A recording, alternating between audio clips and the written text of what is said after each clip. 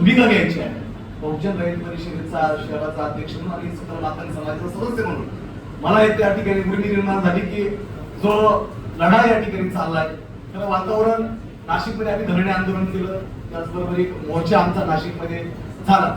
या सर्व गोष्टी म्हणजे एक लक्षात येत आहे की ज्या लोकांनी ज्या विचाराच्या आचरणामध्ये फरक असणाऱ्या लोकांनी या ठिकाणी विरोध करताय की मात्र समाजच एकटा या ठिकाणी मागणी करतोय, बाकीचे समाज उपकरणीकरणाची मागणी करत नाही.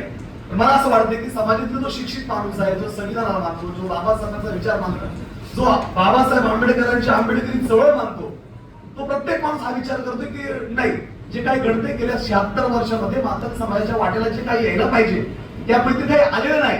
म्हणून बुद्धिस्ट असतील किंवा 59 जाती असतील किंवा त्या व्यतिरिक्त जाती असतील, यामध्ये हा विचार प्रकर्षाने मांडला जातोय की खरंतर मातंग समाजाची जी शैक्षणिक प्रगती व्हायला पाहिजे, नोकऱ्यांमध्ये जे आरक्षण व्हायला पाहिजे.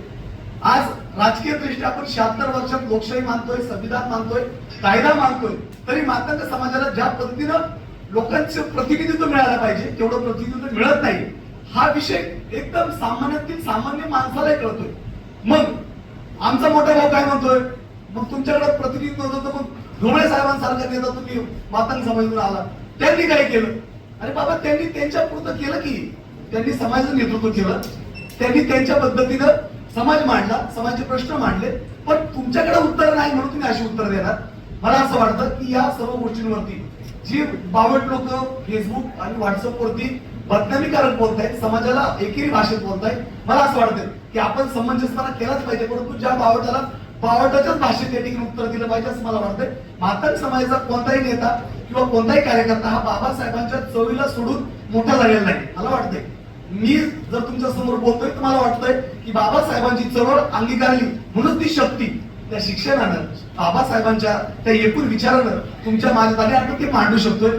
आणि उपवर्गीकरण मिळत असताना उपकार म्हणून मला वाटतं की ज्या ज्या मातंग समाजातील नेत्यांनी उपवर्गीकरणाची मागणी केली त्यांचे आभार आहेत. आणि शेवटचं सर 1 मिनिटात सांगतो की उपवर्गीकरण ज्या दिवशी होईल त्या दिवशी या भारतीय जनता पार्टीचे नेते आणि या महाराष्ट्राचे मुख्यमंत्री, त्याचबरोबर 2 उपमुख्यमंत्री, स्वतः ढोबळे साहेब आणि रामदासजी आठवले साहेब नाशिकच्या बहुजन रयत परिषदेच्या माध्यमातून उपवर्गीकरण जाहीर झाल्यानंतर या सर्वांची गुळाची तुला करायची आहे आणि तो गुळ गोड गरीब लोकांना वाटायचा आहे, त्यांचं तोंड गोड करायचंय. कारण सांगतो की इतिहास सांगतोय की अनेक वर्षापासून शोषित आहोत, पीडित आहोत, आपल्या वाट्याला काही आलंच नाही.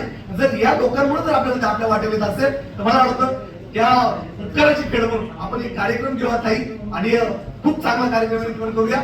धन्यवाद. जय महाराष्ट्र, जय हिंद.